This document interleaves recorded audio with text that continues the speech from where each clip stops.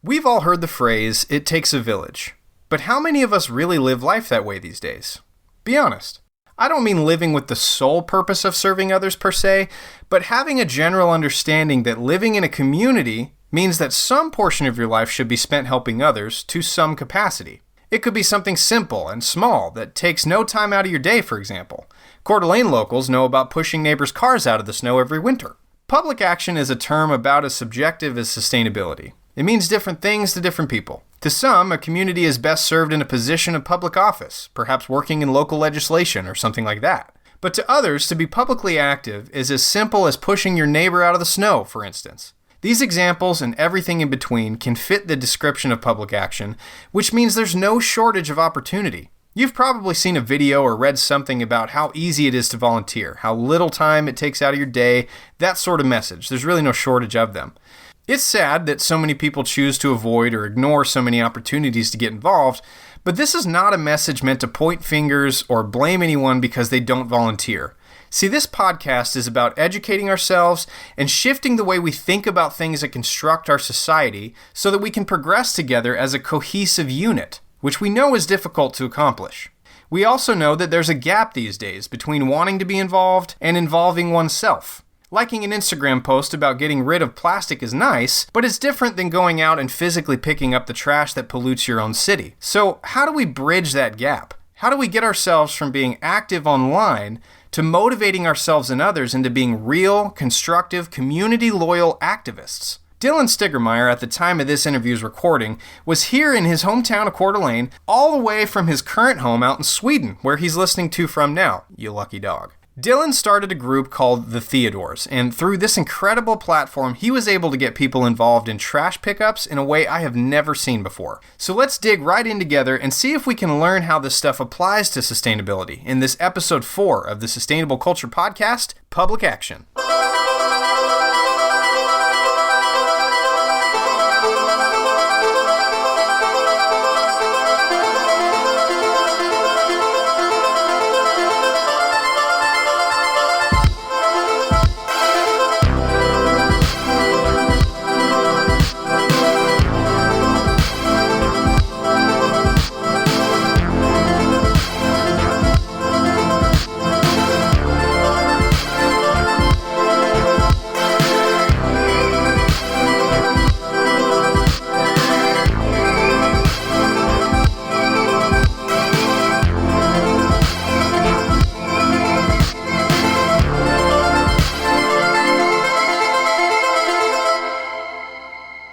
I'm really excited to have here with me Sir Dylan. How do you pronounce your last name? Because I will butcher it if I try. Stigermeyer, or some people call me Stiggy.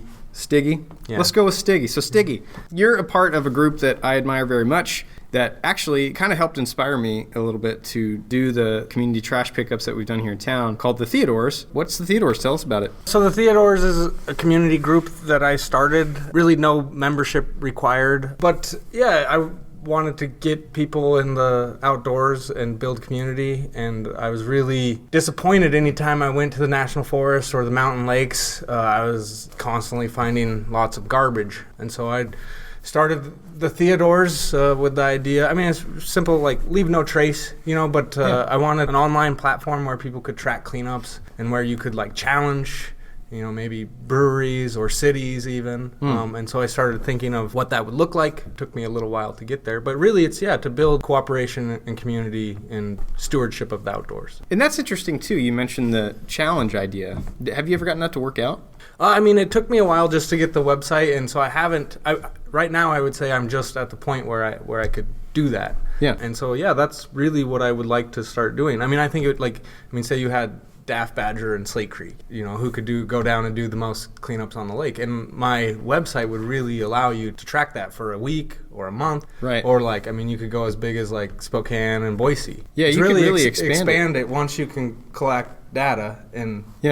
So that's kind of where my head was with it. I'd love to see where that goes. The challenge idea. It'd be interesting to see what the incentives for that would be. And have you thought of ideas for that? I mean, I thought incentivizing it maybe with some corporate sponsorships, or, maybe you get a free beer if you came in and showed that you actually, I mean, so ways that corporations could or businesses could kind of sponsor. Because I am finding, people will post. It's rare that people post all the time. And so, I do need to find ways to incentivize it. But I do think like all these outdoor clothing companies and, I just need to start reaching out to them. And now I have the platform and it is working. And so that's where I would like to go for sure. That's really cool. So why do it? So I moved back. I was working on a doctorate in political science in Pocatello, and I'm from North Idaho, and I moved back here, and I started applying for some jobs in the, say, environmental fields. So that was like a land trust out of Sandpoint. And I went into KEA, and was asking, but it was really tough to find any sort of what I would classify as like full-time employment. The land trust, Eric, I even told him I would work for free for a year. Oh, wow. And didn't get the gig. Yeah, I still had my fellowship and was teaching online. And I was like, you shouldn't have to have a doctorate and want to work for free for a year to like... Yeah. But there's really they didn't not... take you even though, Yeah, but there's really not a lot of jobs in it here, and it's hard, so I try to think of something that would be like easy for anybody to do and get involved. And that's where the Theodores came from. Like, it should be easy and we should be able to do this from any age, and so that's where my project ideas started coming together. That's what I was trying to build. You named it the Theodores. Obviously, to me, that's obvious because I'm a huge Teddy fan. But Teddy Roosevelt was big on saying, do what you can with what you have where you can. Yeah, where you are. Excuse me. I've always really, really loved that quote. It's on your website. How have you been inspired by the whole philosophy of that quote? Well, for me, I was, the first summer I came back, I got a job at the Wallace District Mining Museum. And that job was awesome. I got to learn all the mining history and the labor history. And one of the books that I picked up was The Big Burn, which followed like the biggest forest fire in U.S. history, and also in that it outlines how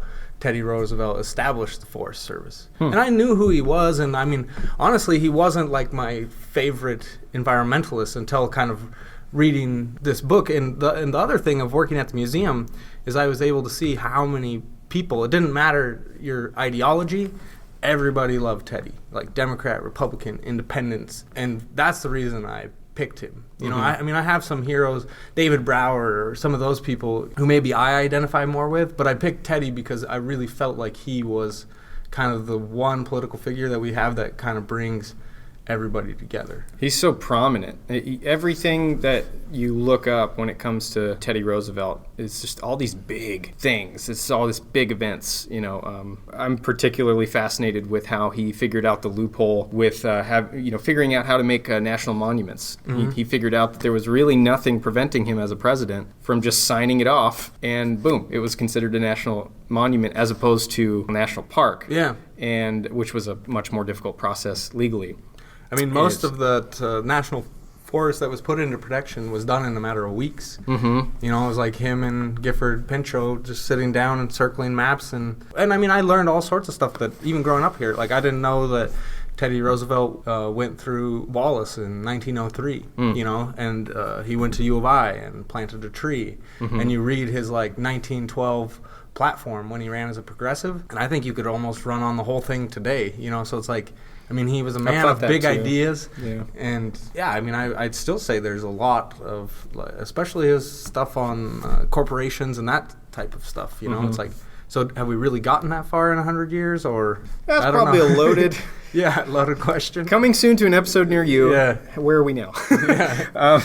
So I just wanted to talk a bit about Teddy because he's just so fun to talk about, because whether you like him or you don't, and most people do like him, and there's some shady stuff to learn about him for sure, but at the same time, he's just a larger-than-life character. He is larger than life. And that's, like, the cool thing about starting this group is how much I've learned about him from other people. Oh, cool. I was never like a Theodore historian or anything, so in that regard, it's been like really fascinating and a learning experience to me because he is many people's favorite, and they'll come tell you, their favorite story, and so, I learn all this other stuff constantly. Let's go back to your website. So you can go on the website. It's thetheodores.org. Certainly go check it out. It will make you want to go clean stuff, I promise.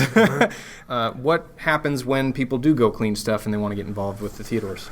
I mean, so right now you can create a user account which will kind of track your cleanups, and we give you points so you can see who's on the leaderboard. So if you want to try to They're Teddy points, in case you're wondering. Points. Landlock Robert, he could be a hard one. I shout out to Landlocked Robert, because I felt so proud of myself. I posted my first ever Teddy of our community trash pickup this past October in 2018, and I felt so proud of myself because it gave me I think it was 50 or 30 Teddy points. I was like, oh yeah, double digits first time. There's this dude named Landlocked Robert who is hilariously ahead of literally everyone else in points. Yeah, he's doing a cleanup every day. It's awesome. And he's here in Coeur d'Alene, right? Yeah, yep.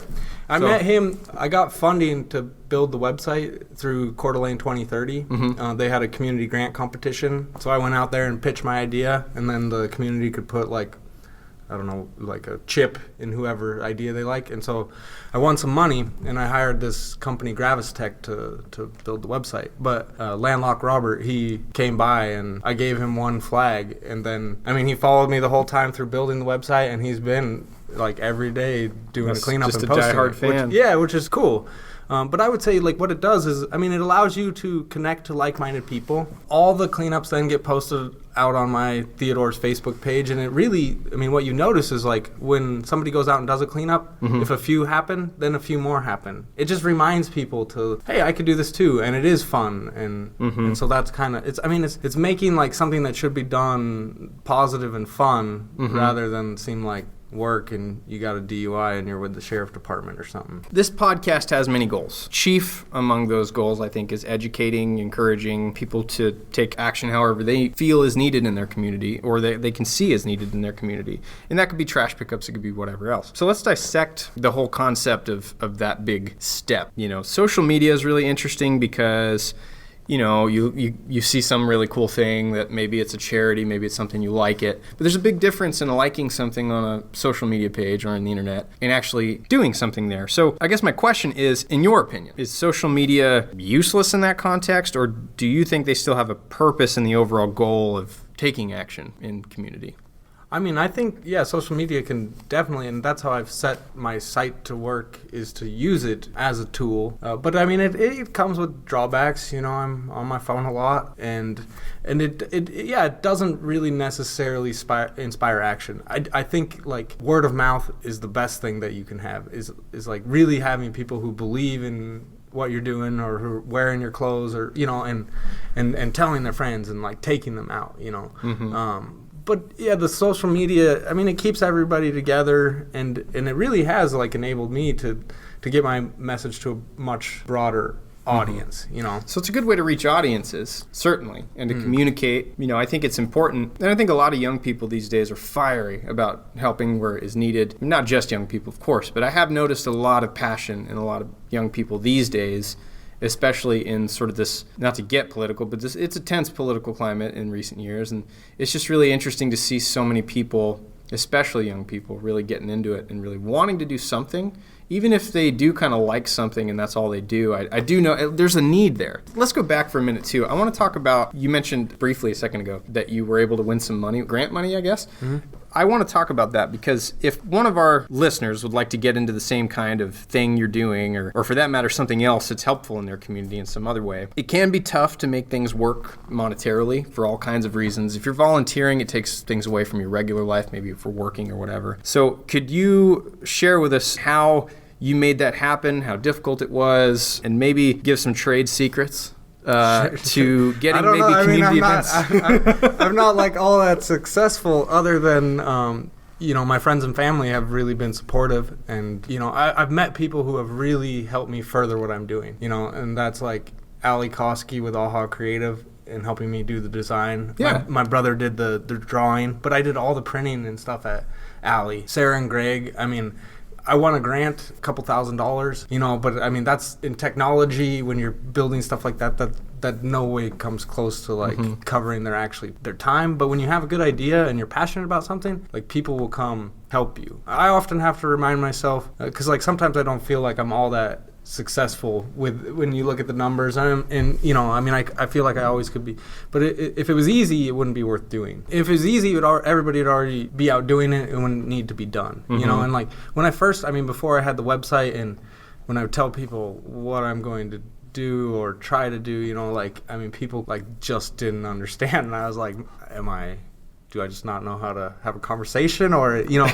But now that the photos are there and the website's there, but what I'm realizing is like building anything from the ground up is very difficult. And maybe even more so with what I'm trying to do, because it's like I'm not really focused on money or profits, or, you know, like that's kind of secondary. You need those things to make your organization work. Yeah, so I try to stay positive, and then I rely a lot on like people helping me, and that's mostly how I've gotten it to work. And you get a lot of help. I was looking on the website. There's people worldwide posting stuff on there. Yeah, I mean, if you have a good idea and people are receptive, I mean, they like, that's been the cool thing to me is like, I mean, I tell people I'm trying to get a cleanup in every country, in every state, you know, and I'll just have like random people track me down and give me their address and send them a little package, and I'll even make a donation, which is cool, you know. And yeah, I checked out very the map. grassroots. That's true. Grassroots is extremely important with stuff like this. When you look at the map on the website, it's funny because you see Coeur d'Alene, everything from Coeur d'Alene to like Kazakhstan is on there, and it's everybody posting teddies.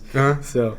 Well, and some of that is, I used to work at Spokane Falls, so they brought in like some speakers from like Afghanistan and Kazakhstan, and and so I tracked them down after their talk. And you know, I have 5 minutes and told them what I was doing, but they took it on the airport and flew back there, and that's really cool. Yeah. So networking, you would say, is big. Yeah, networking is big, and finding like people in the community who are willing to support you, and when they do, like try to acknowledge that and treat them right. And, you know, I mean, I know that I can't pay for all the services people have provided for me at this point. You know, humility, I think, is a really big thing as far as I've seen so far, and we're really just getting started with our own pickups.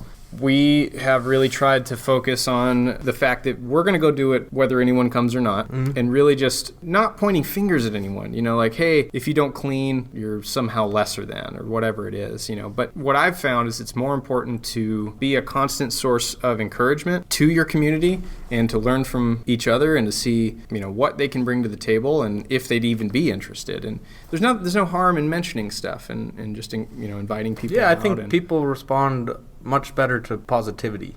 You know, and that's what getting out and doing cleanups. I mean, I chose cleanups because I felt it was an easy action that like almost anybody could do.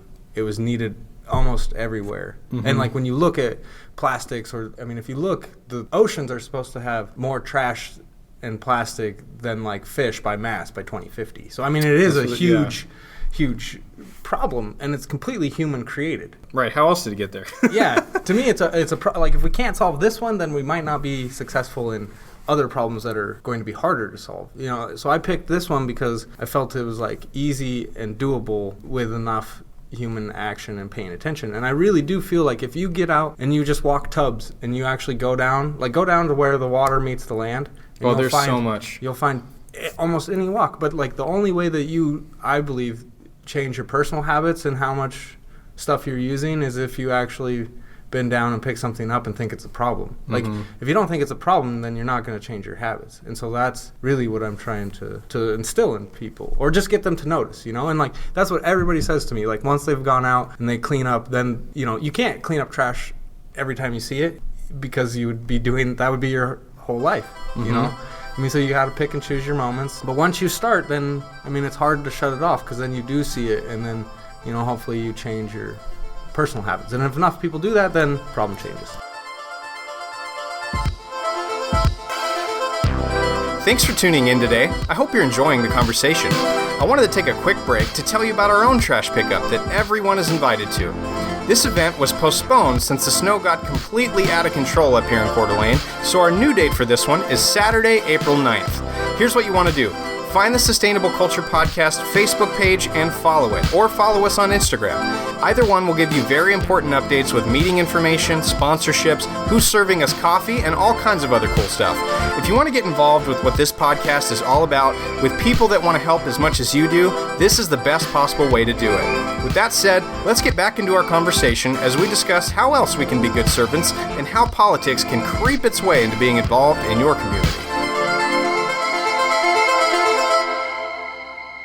Not to get too into the woods here, because we got to be careful with certain topics like this. But I think it's far too easy to see the potential links when it comes to public involvement to like political stuff. I mean, have you ever noticed any political issues kind of creep their way into what you're trying to do, which is very anti-political? It's just picking stuff up and taking action. Have you ever encountered any sort of weirdness there or any conversations before? I mean, really, no. And most of the time, like if I'm out picking up I find that I come in contact with people that I know, like politically we probably don't have much in common with, but like you can have this activity and like making your community better. I mean, everybody supports that, you might not have the same ideas for how to make that happen or something, but like, yeah, the trash pickup. I remember I was in Kellogg and they have a statue of a miner running a jackknife drill. There's a beer can on top of it. And I saw this guy, he pulls over and he's trying to get it, but he's not tall enough. So I gave him a boost, and yeah, he got it off of there, and he was, he told me, just trying to keep my city look good. And I was like, cool, that's awesome. Yeah. But if we would have sat down, like we probably wouldn't have agreed on who knows. Who knows. I mean, I would say, just in the brief time that I met him, I would say, maybe we wouldn't have much in common, but it's cool that you can form those commonalities with people that you otherwise might not have much in common with. I guess that's just another example of just reaching out and just, regardless of what we might disagree on, I mean, who cares? That we can see a need right in front of us, Well, politics, I actually studied politics, and right. I kind of get turned off talking about it a lot because I don't know really what it accomplishes, Right. But I do think politics, I think you can always find something to agree. Like start with where you agree and then work to take action from there. Like if you just focus on what you disagree with, you're never going to get anything done. So for me, I'm pretty good at networking. I'm pretty good at talking to people. And so, I can always find something to agree with somebody on. Like it's really, really easy to get hung up. Yeah. On the and that's kind of why the larger point of why I sort of sneakily brought that up. I have had a lot of people try and make public service, at least talking to me before, try and make public service some kind of a political thing, and it doesn't have to be. If you see that trash is on the street, anyone, regardless of their background, can understand the fact that shouldn't be there. It should maybe be in a trash can, and Yeah, and I think most people would say that's like something that we should be teaching our kids. Absolutely. And that's where I would really like to get the Theodores to, is like, have like 10th, 11th, 12th graders go down and mentor 3rd, 4th, 5th graders, and we could do stuff like that here very easily, Speaking of that, you've gone to schools before. Yeah. What have you done there? And I've looked at a couple of things on your website, but you got some kids involved with some cleanup stuff. Yeah, I've done, one of the things that I was most proud of, or my most proud Theodore moment, is my sister teaches 1st grade. So I went into her class, and she kind of planned a whole, like, lessons about this, and then I just came in for one day, but they had been talking about sustainability and all this stuff. And we went and did a cleanup. But then the cool thing is she asked them to go out and do one on their own. Almost every kid in her class of 17 did that, and that to me was eye-opening. Because like if 1st graders can understand this message and go out and take action by themselves, I should be able to get anybody, in my opinion. Theoretically. Yeah, theoretically. Maybe 1st graders are easier to, or maybe we just start with the 1st graders and forget everybody else. and well, like you really start small. Yeah. Well, you start with every 1st grade class, pretty soon. Right. Yeah, but and the other one that I'm real proud of is I started what I call like the Big Flag Project, and so I gave the first one to Post Falls, and had a biology teacher there who went out, and those kids cleaned up like 2,500 pounds of trash, and that was on their own time. And then they got to sign it, and they passed it to Lake City. Supposedly Jamie Essler told me that Lake City had misplaced my flag, so it's gone missing. So if anybody someone's got it in their bedroom. If anybody at Lake City has seen a big Teddy flag, please give me a call. I'm going to predict, and if someone's listening who has this flag, bring it by. You can keep it. I just want to know if it's in an office or a bedroom. Yeah. It's got to be in something like that. Yeah, I don't know. He said he lent it to the history teacher, and then it vanished. But so that I got some other flags, but that was my idea to like, and that's the thing, I've kept it like so open because I don't like telling people you have to do this or so. I need to narrow it down, like drill down because people like being told kind of what to do. That's what I'm learning. They're uncomfortable with like, well, I think what you're saying, broad range of choices. I think to peer more into that, what I've noticed as well is that perhaps more accurately is people generally want to do something, but a lot of people don't know exactly where to start. And when you have someone who observedly anyway, that you see them and they're like, well, they're already doing something, I'll just do that. It's an easier thing to just jump on board, which is where I'm hoping these community trash pickups go. And I gave the first flag was Kevin Mahoney, who was teaching at Post Falls, and I mean his kids just killed it. Yeah. And really with like limited, I didn't give them a time frame or where to go or but I think like in the future if I did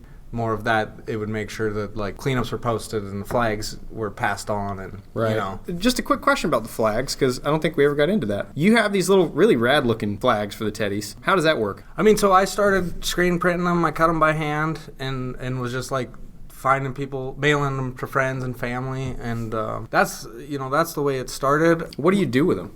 I mean, so I put them on my bag when I'm out hiking, and then anytime I find trash, pick it up and just put the flag with the trash and take a picture. I mean, it's kind of like a branding, but I just always have it or my brother-in-law, he has his in his car anytime he goes fly fishing, and then whenever he's fishing, he also picks up all the trash. End of the day, I mean, it's just a simple thing, but then it's like building a brand. You know? And I think there's certain kind of brandings that are hard to get behind, but that's a really easy one because it's saying, look, this is just a movement is all this is. You don't have to buy into necessarily the teddies. Yeah, it doesn't cost you money or... Yeah. I mean, you can...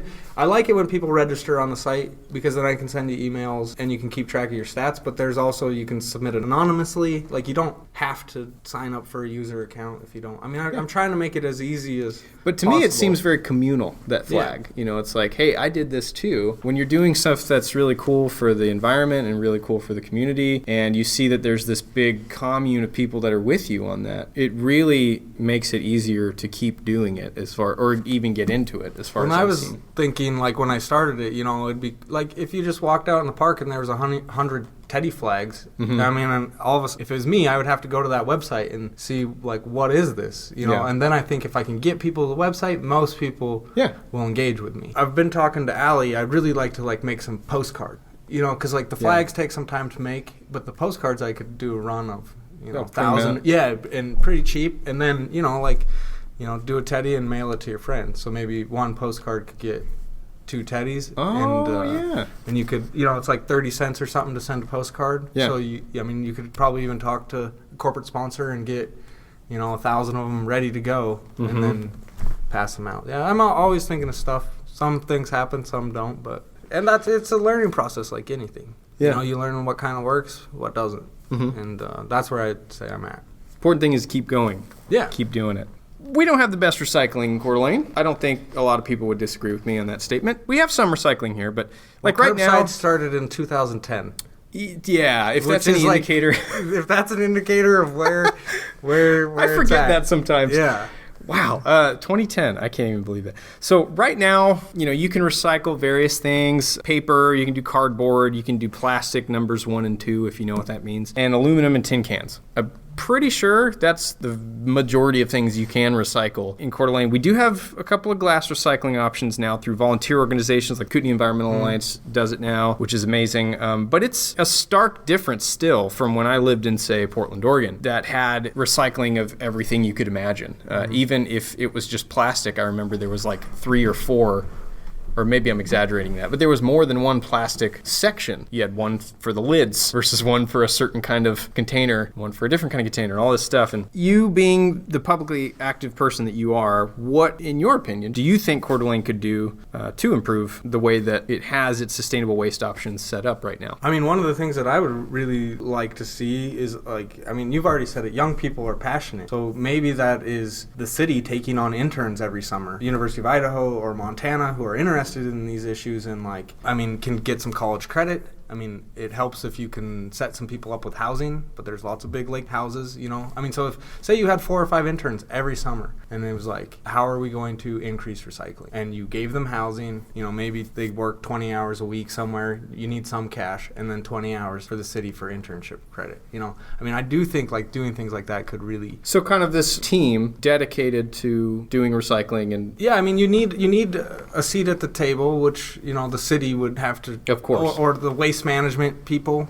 Right. Yeah, I mean, that's really... I mean, you need the people who are doing the waste management and the city to come together. And I'm sure if you talk to the people at waste management, they have tons of ideas and problems, you know. So it's how do you get all those people together? How do you get the people who can actually make decisions? I mean, when I was living in Coeur d'Alene, I lived at an apartment complex, and I couldn't even get recycling there. Because it had to be requested by the owner. You know, I mean, if you go to a city like Portland or Vancouver, I mean, if you're more than like 5 units, you have to provide recycling. Right. Like Coeur d'Alene does not have things like that, you know, and they very easily could. But I mean, and it's starting the conversation. I mean, I remember at the Teddy thing in the park that 2030 put on, where I won the money. They were doing a whole concert series, and they didn't even have recycling set up, you know, at these public events that they knew were going to happen. And so my wife went up and talked to the guy at the city collecting the trash, and, you know, just asked about it. And then the next time they had one. But that's you can't be afraid. But I mean, I do think like structurally you need to find a way to fund somebody if you're really going to make a difference. And the only way that if you don't have much money, then you're down to like interns and stuff, which I still think you can get quality work out of. But you need a good mentor, and you need to figure out a way, I mean, for them to come get credit. That's an interesting way to combat that.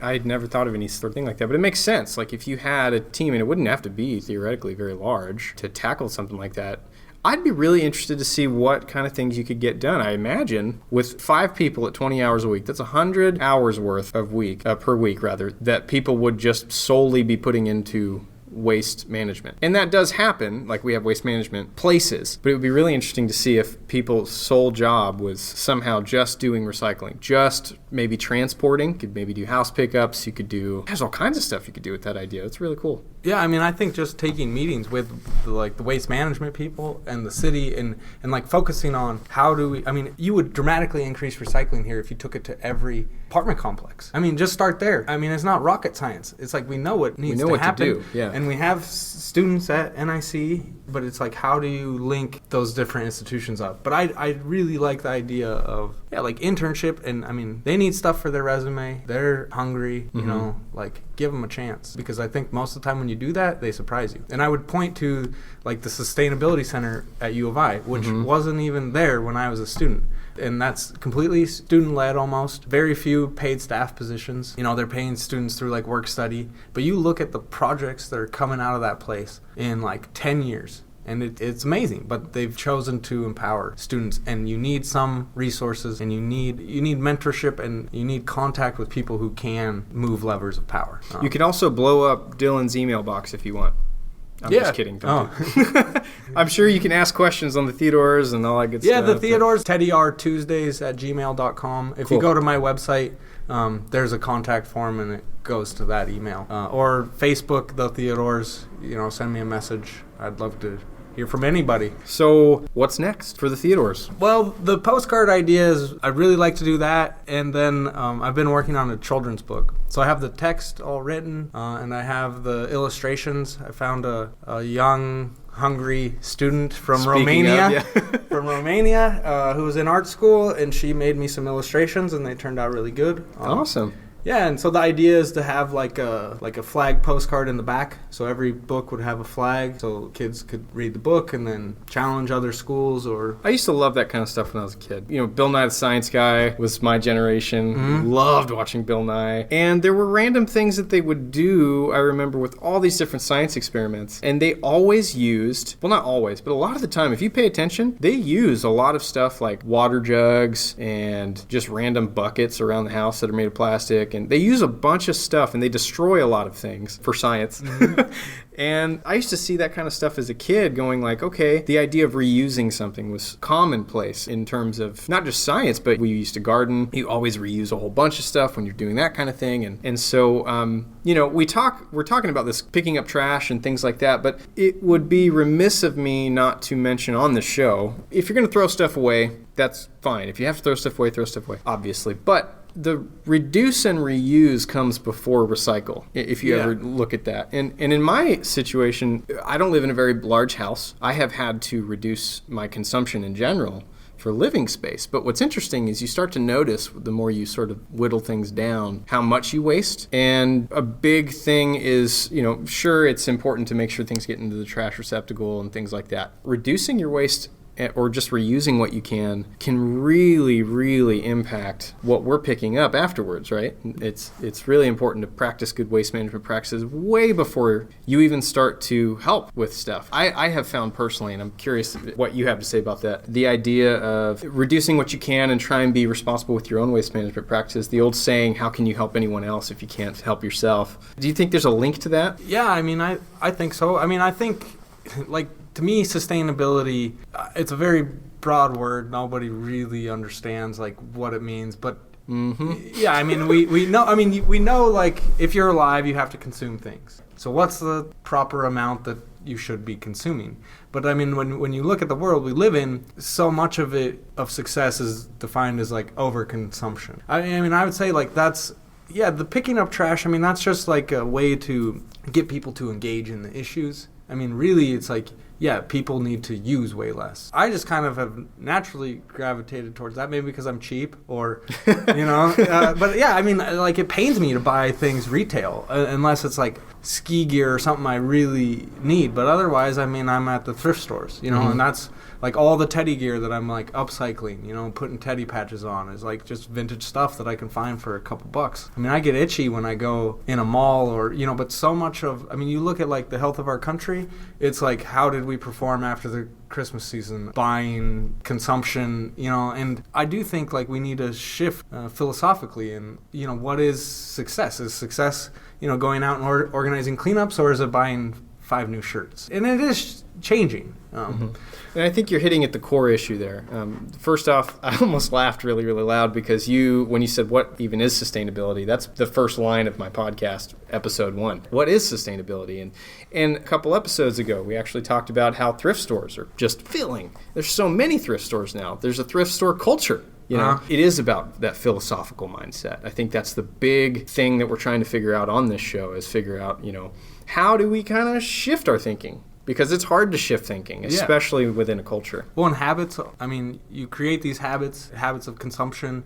You look at, I go into schools, and the amount that those kids throw away every day on their lunch. In Sweden, it's you go into the lunchroom there, and everything, trays, washable, utensils, and here it's single-use everything. So, imagine that. You have a kid from 1st grade to 12th grade, and every day they're just used to throwing stuff away. It becomes a habit. Just mindless, really. Yeah. It's just the way we do it. Yeah, it's the way we do it. And it becomes hard to break habits, And I'd say that's kind of for me, that's what sustainability is waking up to the fact that, well, we do live in a finite world, so we can't continue to do that indefinitely.